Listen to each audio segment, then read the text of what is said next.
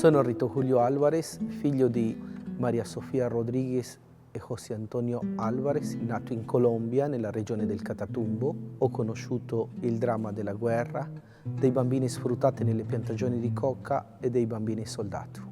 In questo villaggio ho trovato terreno fertile i gruppi guerriglieri.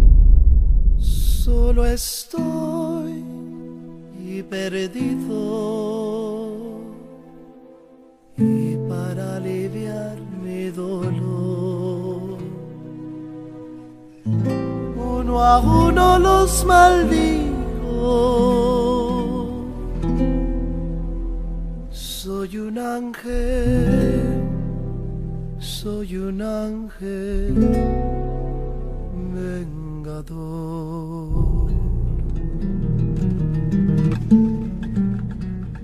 Quando andavamo a scuola, sui sentieri li incontravamo. I gruppi guerriglieri conosciuti tutt'oggi, le FARC, le LN, le BL, e loro si soffermavano a parlare con noi, anche mostrandoci le armi, anche dicendo guarda che belle che sono le armi.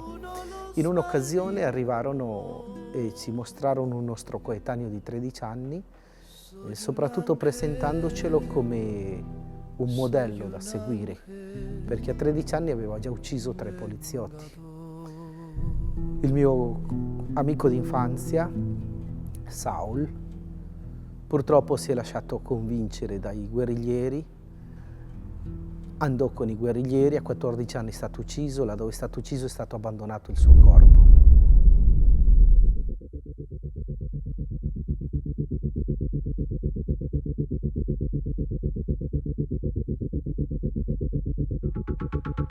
Che se la guerriglia decideva di uccidere una persona anche del villaggio e seppellirla sul territorio, magari noi bambini vedevamo e sapevamo queste cose, ma non potevamo dire nulla a nessuno, perché era il loro modo di fare giustizia.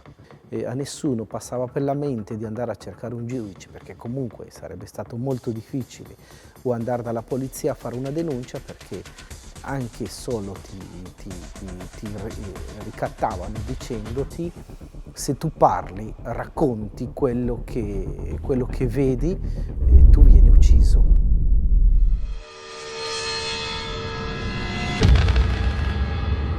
I contadini cominciarono negli anni 90 a piantare la coca e si sono illusi che piantando la coca la loro vita sarebbe cambiata.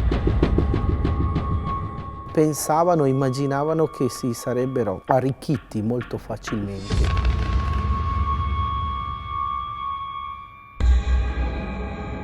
Tutto questo ha portato a una schiavitù. Il guadagno è molto poco, perché immaginiamo che una famiglia di 8 o 10 persone possono avere un guadagno in 3-4 mesi di 200 euro. I bambini che vengono sfruttati nelle piantagioni di coca sono bambini dai 5 anni in su. La cosa ha causato molto interesse anche dai gruppi di estrema destra. Sono i paramilitari. Un gruppo nato purtroppo da uno dei grandi presidenti della Colombia. Sperava con questo di sradicare un po' o attaccare la guerriglia, e poi è diventato un gruppo criminale. Ma è stato il gruppo che ha fatto i peggiori massacri in Colombia.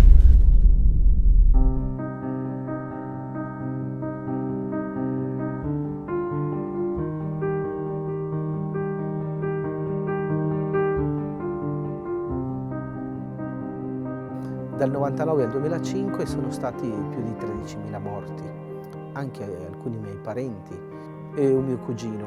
Aveva 3 figli, hanno fatto una riunione in una piazza.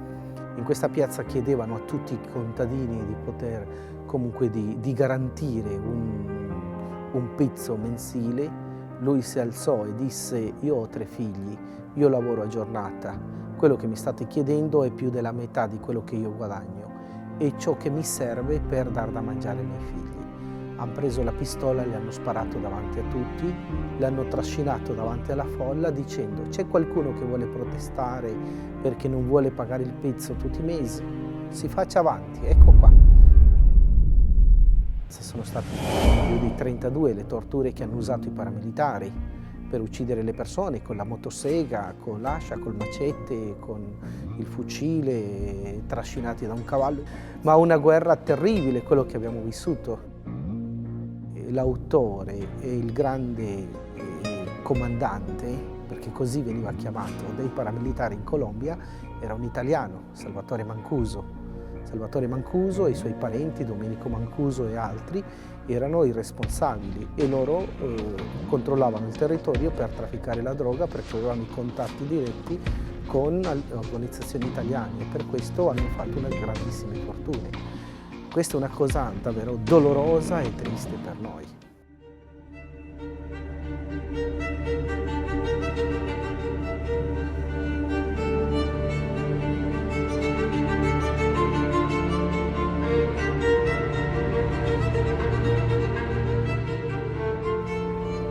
Una delle cose molto belle da parte di mia mamma e mio papà sono stati buoni consigli. Anche quando io sbagliavo o magari manifestavo dei momenti, anche nei momenti di rabbia, di voler magari prendere anche delle strade sbagliate, si sedeva accanto al letto, ci metteva la mano sulla testa e cominciava a parlarci.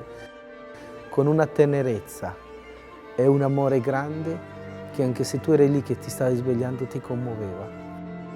E per farci capire con tanta dolcezza, con tanto amore, che il cammino che dovevamo percorrere nella nostra vita era il cammino del bene.